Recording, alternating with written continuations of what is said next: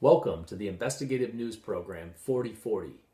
My name is Tim Schweigert, and tonight 4040 uncovers the mystery of a topic that's been studied for thousands of years, in thousands of ways. Tonight we uncover the mystery of communication.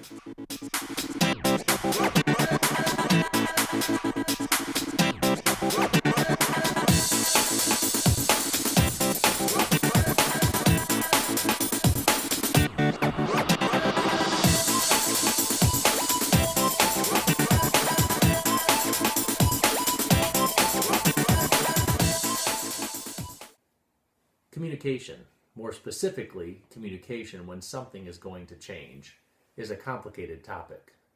Tonight, we will explore the various aspects of communicating change within an organization. Are there right ways and wrong ways? Who should communicate the change? How does an organization measure the effectiveness of the communication? All of these questions press in on leaders of organizations at some point or another. We start out tonight's program with an example of how challenging communication can be within an organization. Imagine in this video if major change was attempting to be communicated through a media that we have all come to know as the conference call. Conference center. Enter your conference code. Follow. If you are the leader, please enter your leader PIN.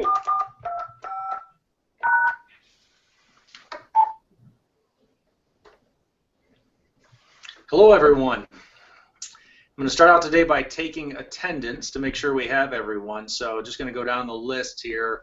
John? John? How about Laura? Laura. All right, we're up to Christy. I'm here. I've been here for about an hour now, Tim.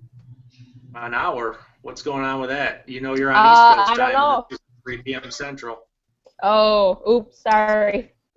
All right. Hey, I'm going to ask Lisa, why don't you send an email to John and Laura to remind them of the call? Hey guys, Laura's here. Tim, I'm sorry, my line was on mute. I was talking on mute, I didn't realize it. Oh, okay. Hi, Laura. Yep. Star Hey, 6, Christy. guys. Star 6. Did we change All the right, let's conference give John a number or minute to something? join. We Hello? have some pretty important. Oh. Yeah. Hello? Anybody there? Hey, John. Nope. Same What? same conference line. You sure? Conference Not call playing started games, at are you? 10. It's all right. No big deal. Yeah. Okay. Yep. Nope. All right. Thanks for joining, John. guys. I'm glad. Hello? Yep. Well, Hi, John. Everybody say hello. Thank you. Hello? All right. Hey, guys. Glad you could attend today's conference call. We have the implementation rollout of customer service tracking system, new tracking system. I'm going to be referring to that as CST for short. We'll be rolling it out on Monday, and I wanted to make sure everybody's on board. By now, you guys should have received an email giving some explanation, as well as instructions to go to the Learning Center to take the online course. Hey, Tim, did the password for that change or something? I was having Learning- trouble getting on there. The Learning Center, no, it's the exact same password as you use to get onto your system, Windows, and the whole ball of wax. So you should be able to get on there, Okay. that way. So. Hey Tim, this is Laura speaking. I Yeah. don't think I got an email about this new system. What's it called again? CTS. Or CST, CST, Customer sorry about Service that. Tracking System. And why are we moving to another system? The current system works fine. Are you training us? Did you guys got the email, right? So this I don't new think I did. system's- Okay. Well, I'll resend it to you. It's something that we all got on Friday. I checked to make sure everybody's on the email. But basically what this new system is going to allow us to do is easily track all metrics. So training is going to begin on Monday. And guys, if this system works, it's going to revolutionize our Wait. business. So you just want to keep closer tabs on us? Christy, it's not a matter of keeping tabs or anything like that. It's more a matter of making us way more efficient, okay? Okay. Laura, did you have a question, Laura? I thought I heard you. No, Tim, I'm good. No questions. All right. Can you guys put your all your cell phones on mute, please. I have I have a quick question. Okay, John, go ahead.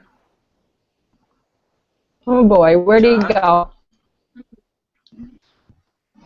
Oh, I just got a text from John, guys. He says he's sorry, but he's having system problems, so he's not going to rejoin. Just to catch up with him later. Okay, all right. Well, I'll shoot him the email, and hopefully you can hop on the Learning Center. Hey, look, guys, I think we're going to have to reconvene this meeting next week. I can share additional details then, but just do me a favor and watch emails and look on the explanation for the new system. Get those Learning Center classes taken for me if you would. Other than that, I think Oh, look at John's back. He came back. Hey, John. I came back. I'm back. John. Hey, John. How's everybody doing? Good. Hey, listen, I'm going to ask you guys to reach out to me if you have questions. I'll be very available. Tomorrow I leave for Philadelphia, fly to Pittsburgh after that, and then New York. So, but I'll be available in between flights. So go ahead and just reach out to me anytime you want, and we'll have a conference call on this next week. All right, sounds good. Sounds Okay, good. sounds Okay. Good. Safe travels. Safe travels. Yeah, watch Yeah. LaGuardia. It's crazy. Bye, All right, yeah, Tim. gotcha. Yep, take All right. care. Now that we have witnessed one method of communication and the challenges with its use, let's go back to the basics of communication with Chief Communication Correspondent Laura Choate. Laura describes the simple model of communication. A simple model of communication. The communication process is extremely vital in terms of increasing your effectiveness, leading organizational change. According to Palmer, Dunford, and Atkin, 2006, the importance of communication during change has been linked to facilitating vision, enhancing feedback, providing social support, and helping to modify change as it unfolds. Page 291. It is important to have an understanding of the basic communication model and the principal components to create effective change strategies. Communication is a process between at least two people and begins when one person wants to communicate with another person. The process originates as mental images within a person. Mental images can include ideas, thoughts, pictures, and emotions. The person who wants to communicate is the sender. The sender needs or wants to share information or a message with some other individual or group called the receiver. The sender has to determine what they are going to communicate as well as how they will communicate. The sender is in charge of encoding the message by translating the message into symbols for language that the receiver understands. These symbols are most frequently words, but can be pictures, sounds, or sense information. Now the goal here is for the sender to communicate as accurately as possible. The sender will need to take into account the influences of language, power, gender, and emotion when crafting the message. Palmer et al. Highlight three potential problems during this process. The first is message overload, or when information is overbalanced compared to an individual's response capabilities. The second is message distortion. This occurs when meanings are misinterpreted through intentional or unintentional problems related to the sending or receiving of the message.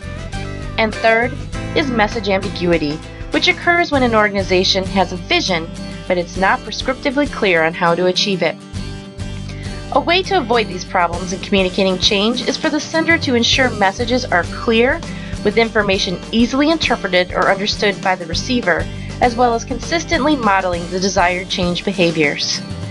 The message then gets sent to the receiver through some type of medium.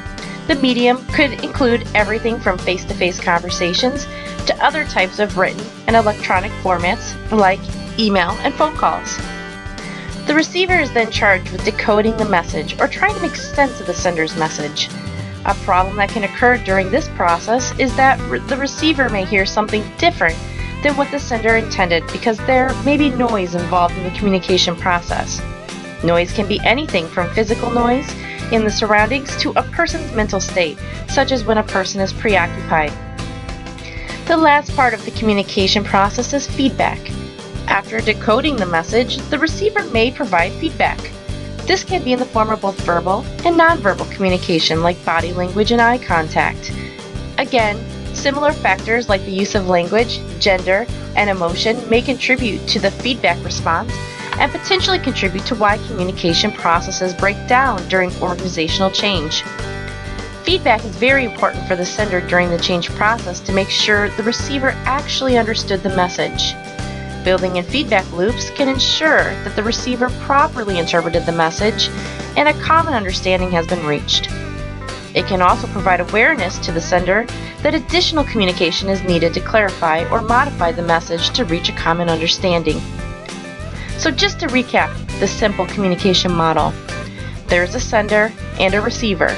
The sender encodes the message and sends to the receiver some type of medium. Senders need to be aware of potential noise that could distort the messages, as well take into account factors such as language, power, gender, and emotion that could impact how receivers understand the message. Upon receipt, the receiver decodes the message and in turn will send feedback to the sender. When messages are decoded exactly as the sender intended, or the images of the sender and receiver match, effective communication occurs. Thank you, Laura. It seems simple, yet we now know that how change is communicated is critical to the success of the change.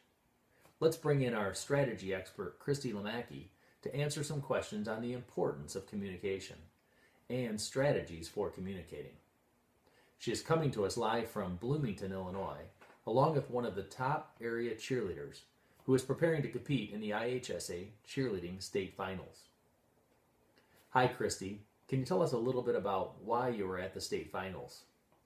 Good afternoon, Tim. Well, I'm here in Bloomington, Illinois at the lovely Days Inn Hotel with one of my clients, Bree Bosco. She is a cheerleader at Lincoln Way High School and is preparing for a big cheerleading competition in the morning. Bree came to me about a year ago to help her come up with a strategy for her team. Cheerleading is very similar to an organization, Tim, especially when they are preparing for major changes. In both situations, you need to come up with a great strategy to make things work. So, Bree, how important do you think communication is when coming up with a strategy for your team? Well, the number one thing you taught me is that you need to communicate with team members before making any changes. Everyone needs to be on the same page and know exactly what's going on when these changes are happening. Communication between myself and the teammates has made us a great team. Awesome. Thanks, Bree. Back to you, Tim. Christy, we heard from Bree of how important and challenging communication can be, and we also realized that it's critical to the success of change. What is the main goal of a communication strategy? Well, Tim, the main purpose of having a strategy is to help an organization communicate effectively and to meet core organizational objectives. What needs to change in an organization is only one part of the equation. The other part is how the change is carried out. We need a strategy in place to do this. So, Christy, is there any advice or pointers you'd like to leave with us about organizational change? I'm going to leave you with this final thought, Tim. Looking at change is a little like looking at the moon. In each case, there is a light side, which is known and is clearly visible to all of us. Then there's this shadow side that we know exists, even though we can't see it from where we stand. When coming up with a strategy for change, we need to take the whole picture in account as much as possible instead of the small portion. It will make change easier for everyone involved. As Christy and Bree described, a good communication strategy helps move an organization from point A to point B during a change event. While a variety of communication strategies exist, let's explore what Clampett, DeCoke, and Cushman outline as 5 common strategies and their effectiveness along the communication strategy continuum. The first strategy is spray and pray. With this approach, employees are provided massive amounts of information, and managers hope, no pray, that the employees can discern the most important messages. The downside is that management overestimates employees' ability to do this, and employees are often left overloaded with too much information. The second strategy is tell and sell, where management provides their change edict and sells the employees on why they must adopt the change. The downside of this approach is that it leaves little room for employee feedback, leading to employees becoming passive recipients of the change effort. The third strategy is underscore and explore, where change communications focus on the fundamentals of the change effort. Engaging employees within the change process, and management seeks to identify barriers and address misunderstandings. The fourth strategy is identify and reply, where management attempts to help employees make sense of the issues that are confusing and identify and respond to rumors around the change effort. The downside is that this approach is reactive, and managers make assumptions that employees already understand the strategic organizational goals. Finally, the fifth strategy is withhold and upheld, where information is withheld until it becomes necessary to release it to employees.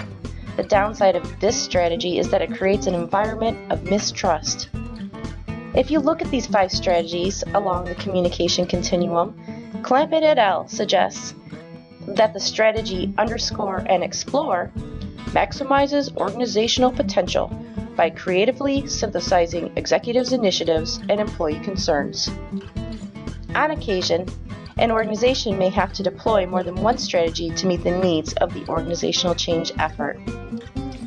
According to an annual study by Towers Watson on change in communication, organizations with effective change in communications are 3.5 times as likely to significantly outperform their peers.